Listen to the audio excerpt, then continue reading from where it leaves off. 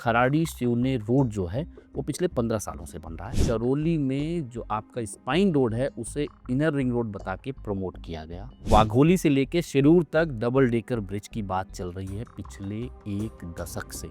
Vanaz to Ramwadi की जो line है वो रामवाड़ी से सीधा बाकोरी फाटा के आगे तक चला जाएगा।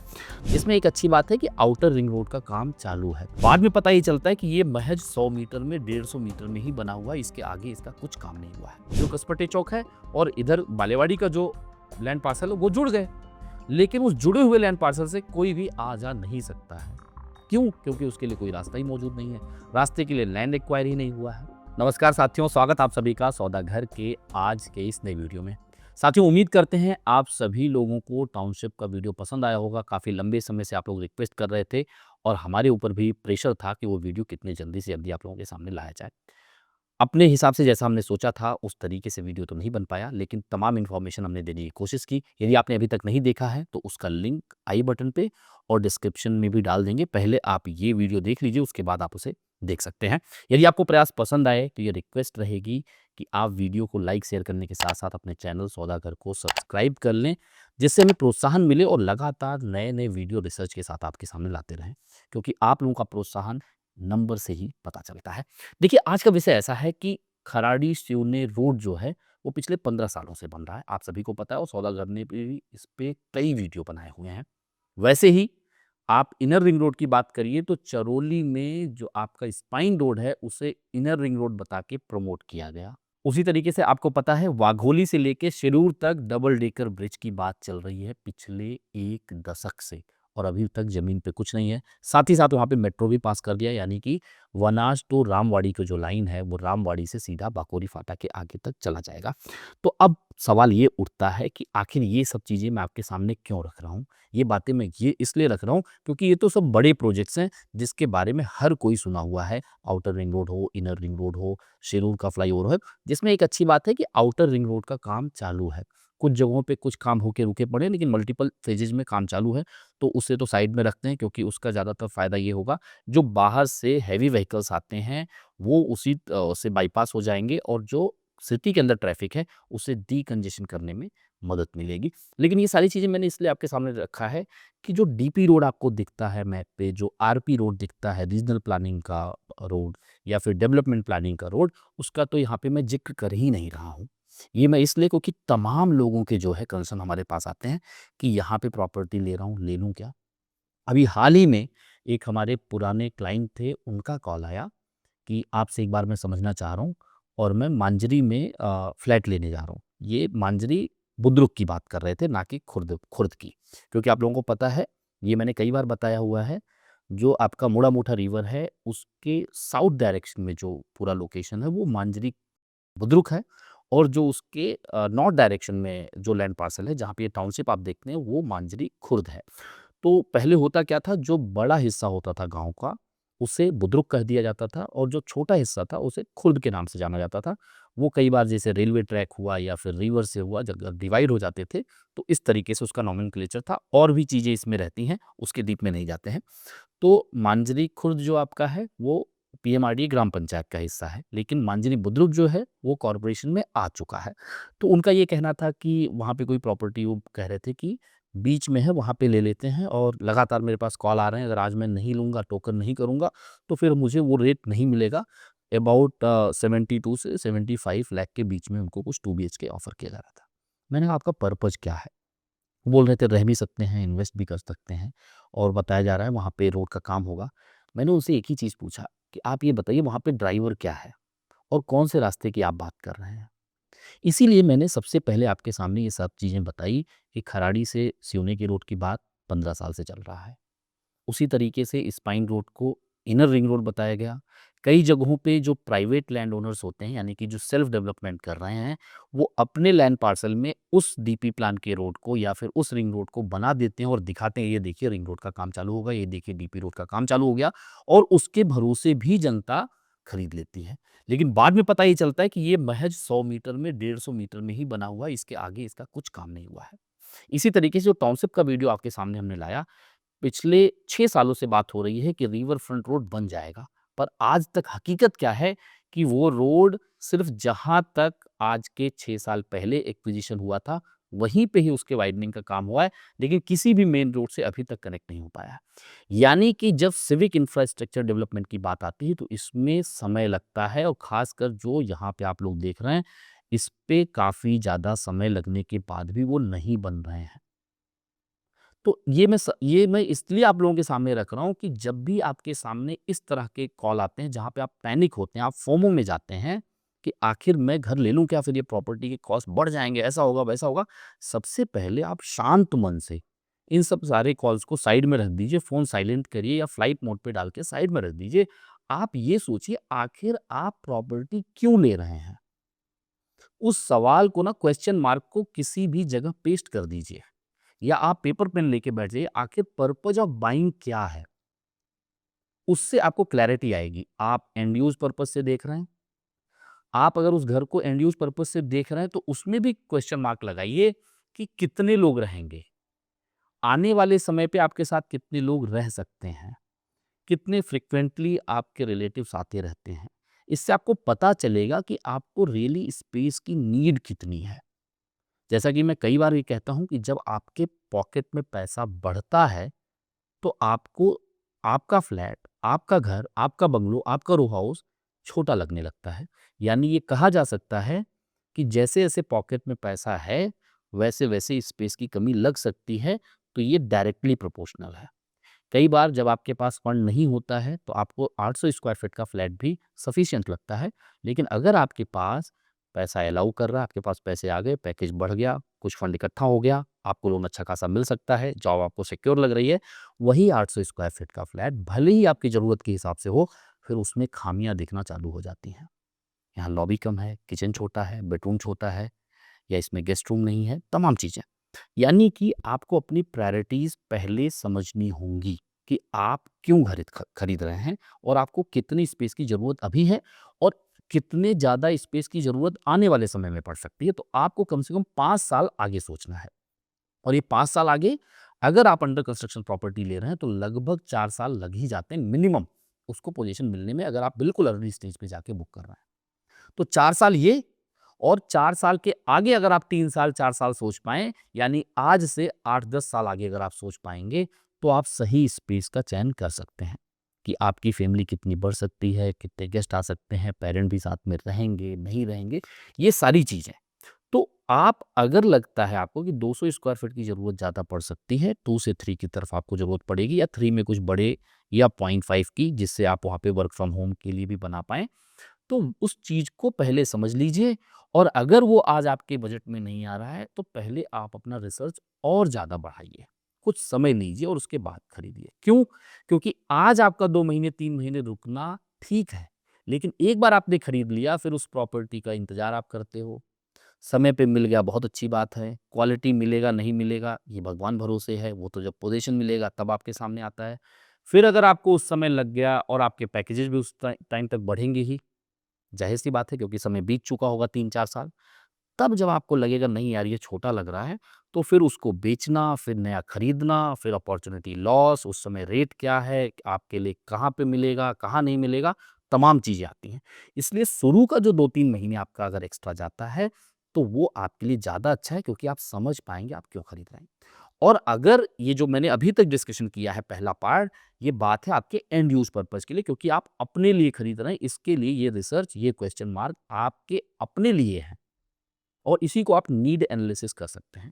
कई बार आप लोग हम लोगों के पास आके भी इन्हीं चीज़ों का डिस्कशन करते हैं और कई बार ये भी कहते हैं हम लोग कि आप आके मिलें। कई बार जब डिस्कशन 1 टू 1 होता है, तो हमें सच में ये पता चलता है कि यार सच में मेरी नीड हो क्या सकती है और शायद जो आपने पहले सोचा रहा हो, उसमें कुछ चेंजेज़ आ जाएँ।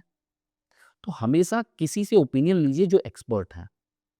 ओपिनियन लेने से क्या होगा आपके पास मल्टी डायमेंशनल थॉट होंगे उस चीज़ को हाँ या ना कहने के लिए।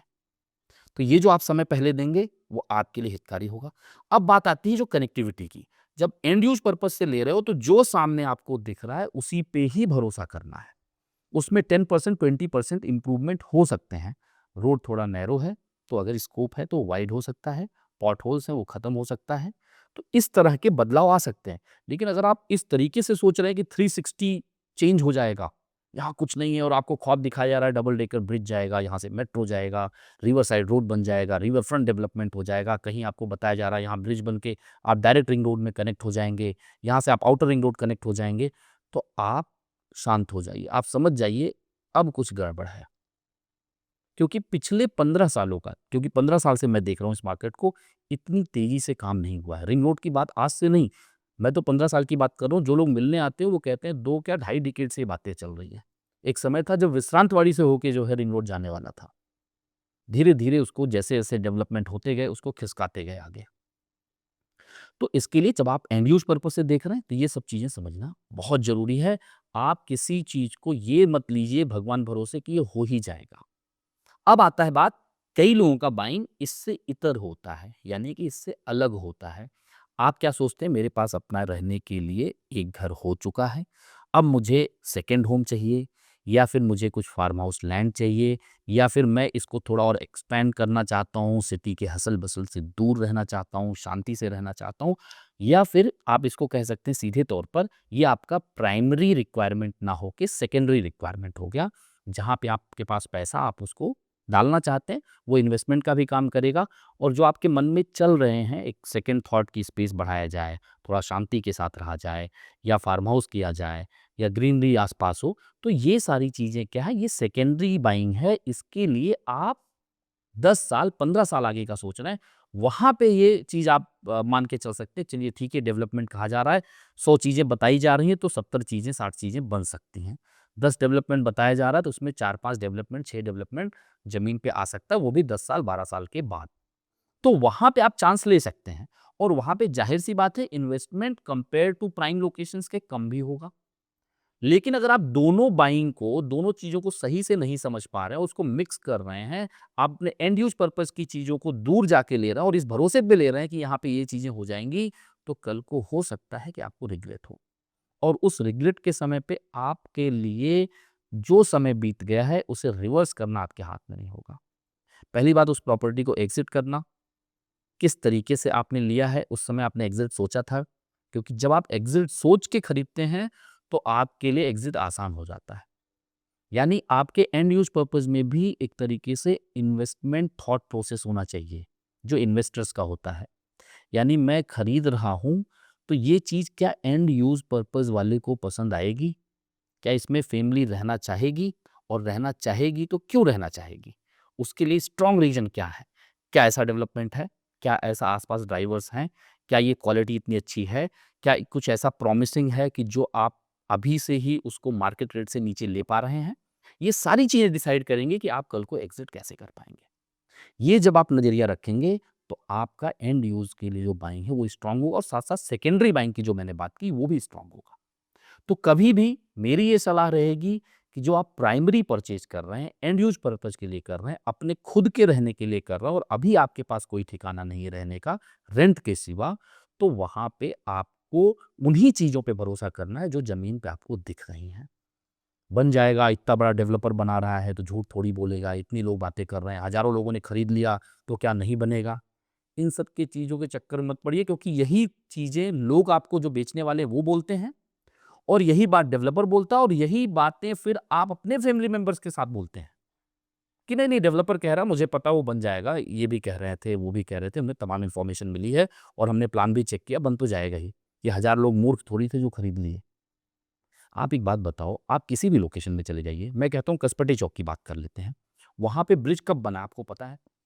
2015-16 से ब्रिज बना पड़ा है, जिस ब्रिज से पीएमसी और पीसीएमसी जुड़ने वाला था और वो ब्रिज बन के तैयार भी हो गया 2 साल में और उस ब्रिज को बने 8 साल से ज़्यादा हो चुके हैं, लेकिन आज तक पीएमसी और पीसीएमसी एक नहीं हो पाए हैं। हाँ, मैप पे कनेक्ट ज़रूर हो गए हैं, क्योंकि बीच से रिवर थी और रिवर के ऊपर ब्रिज बना दिया आपने, तो इधर का लैंड पार्सल जो कसपटे चौक है और इधर बालेवाड़ी का जो लैंड पार्सल है, वो जुड़ गए।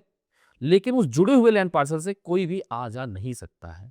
क्यों? क्योंकि उसके लिए कोई रास्ता ही मौजूद नहीं है। रास्ते के लिए लैंड एक्वायर ही नहीं हुआ है। तो इस तरह से क्या होता है कि जब इतने प्राइम लोकेशन में ब्रिज का खर्चा हो जाने के बावजूद वो रास्ता कनेक्ट नहीं हो रहा है। कई बार लोग कहते रहे टेंडर निकला है, ब्रिज बन रहा है तो रास्ता तो बन ही जाएगा। देखिए ब्रिज किस मॉडल पे बनाया जा रहा है ये भी आप समझिए। ये भी लगातार सौदागर आपको अलग-अलग वीडियो के माध्यम से, रील के माध्यम से और डिटेल वीडियो में समझाता है। वो ट्रिपल पी मॉडल में बनते हैं, उसके लिए क्रेडिट नोट इश्यू किए जाते हैं, जो भी डेवलपर उसे बना रहा है। यानी जो गवर्नमेंट को ड्यूटीज़ पे करना है, उसके लिए उसके पास एक क्रेडिट नोट होगा, उसको वो बेच भी सकता है या फिर जो भी वो अलग-अलग डेवलपमेंट करता है, जो ड्यूटीज़ जो भी उसको पेमेंट करना है अथॉरिटीज़ को, उस क्रेडिट नोट के ज़रिए वो कर सकता है। यानी कि वो 30 लाख का टेंडर निकला, 30 करोड़ का निकला, जो भी जैसा भी प्रोजेक्ट हो, उसको वो बनाएगा अपने खर्चे से और उसके एवज़ में उसको कॉर्पोरेशन वो क्रेडिट नोट इश्यू कर देगी। तो ब्रिज तो बन के तैयार हो गया, लेकिन अब इस क्रेडिट नोट के बेसिस पे या ट्रिपल पी मॉडल पे वो जो लैंड ओनर है, जो शेतकरी है, वो अपना ज़मीन क्यों दे? जब कल को वो डेवलपमेंट के लिए देगा या खुद डेवलपमेंट करेंगे, तो वो वहाँ पे रोड के लिए रास्ता छोड़ेंगे। अगर तुरंत बनाना है तो गवर्नमेंट को, कॉर्पोरेशन को या जो भी अथॉरिटीज़ हैं, उनको वो एक्वायर करना होगा लैंड पार्सल, उसके बाद ही वो रास्ता बना सकते हैं, भले ही वो मैप पे क्यों ना मौजूद हो। तो उसके बाद आती है बात कि एक्विजिशन के लिए पैसे ही नहीं है, फंड ही नहीं है। तो ये होती है हकीकत और ये ऐसी कहानी सिर्फ बालेवाड़ी के कसपटे चौक की बात नहीं है। ऐसी कहानी हर जगह आप खराड़ी में आ जाइए। आप फाउंटेन रोड पे जैसे ही आगे नगर रोड पे टच होने जाएँगे, रोड नैरो है। आप ग्रैंट रोड पे चले जाइए। आप जैसे ही गार्डियन ईस्टर्न मेडोज़ के पास पहुँचेंगे, यानी कि गेरा बंगलो को क्रॉस करते हुए, फिनिक्स स्कूल को क्रॉस करते हुए आगे पहुँचेंगे, वो पूरा जो रास्ता डबल लेन का है या यूँ कहें डिवाइडर वाला रास्ता है, वो डिवाइडर से हट के सिंगल लेन पे आ जाता है। वहीं से आपको जाना, वहीं से आना और वहाँ पे ट्रैफिक सिचुएशन क्या होती है, जो लोग जाते हैं उनको पता है। यानी खराड़ी जैसे प्राइम लोकेशन पे जहाँ पे कॉर्पोरेशन को रेवेन्यू भी अच्छा मिल रहा है, बड़े से बड़े डेवलपर मौजूद हैं, हर किसी का प्रॉपर्टी टैक्स भी अच्छा खासा जा रहा है, लोगों की पेइंग पैरिटी भी काफ़ी अच्छी है। तो जब ये 2 एग्ज़ाम्पल हमने आपको प्राइम लोकेशन के दिए, जो डेवलप हो चुके हैं, लोग रह रहे हैं और गवर्नमेंट का रेवेन्यू भी आ रहा है। जब आप यहाँ पे इतने द्रुत गति से काम नहीं कर सकते, तो उन लोकेशन का कहना ही क्या है, जो अभी डेवलपिंग फ़ेज़ में है।